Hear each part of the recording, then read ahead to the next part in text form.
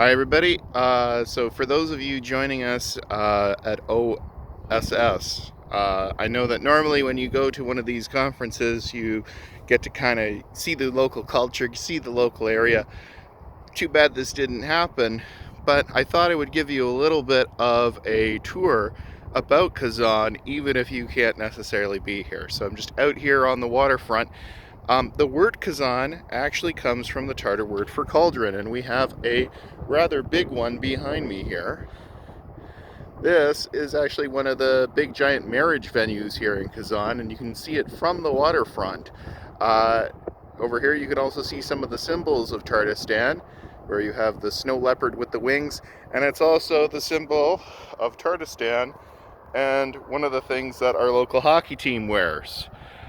Just to give you a sense of what's out here also on the waterfront, in the back there, that's our hockey arena where the Akbars play.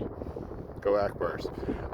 Sadly, the season this time got canceled. They were basically in 1 through 8 with the rest of the ones that were kind of stopped by this. So we technically received a championship along with 7 other teams this year. Now, some of you may have seen the pictures of Kazan, and what do you always see upon that?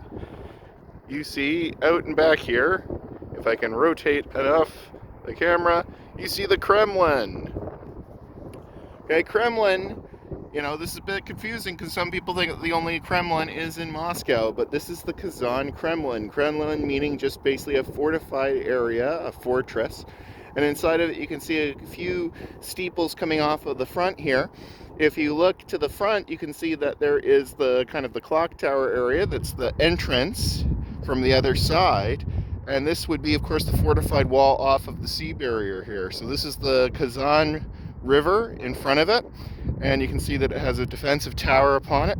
Inside of the Kremlin, you will notice that that is the basically the green building there. That's the government house inside of it.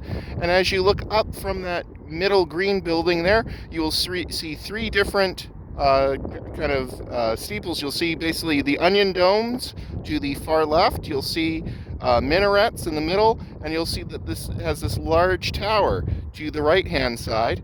The onion domes on there, that's the original church that was created at the time of Ivan the Terrible and has been increased through there. The Kazan Kremlin, of course, being part of the major battle in order to take over this area, in which they basically floated down an army and over a course of various days besieged the area. And if you've ever been to Moscow, you will notice that there's also the Kazan Church that was developed actually in celebration for this battle taking over the Kazan Kremlin. In the middle is the Khalil Sharif Mosque, which is actually a newer addition to the Kremlin. This mosque is one of the largest in the area. It also has been visited by some of the major players inside of the Muslim religion, and it holds one of the stones from Mecca inside of it. There's one of them that is inside of there. Absolutely beautiful building, wonderful architecture, a lot of mosaics inside of it, very beautiful building. The building off to the right hand side that you see there, and you can maybe mark out that it has a few different layers. There's a story along with this. This is basically a 7-layered tower.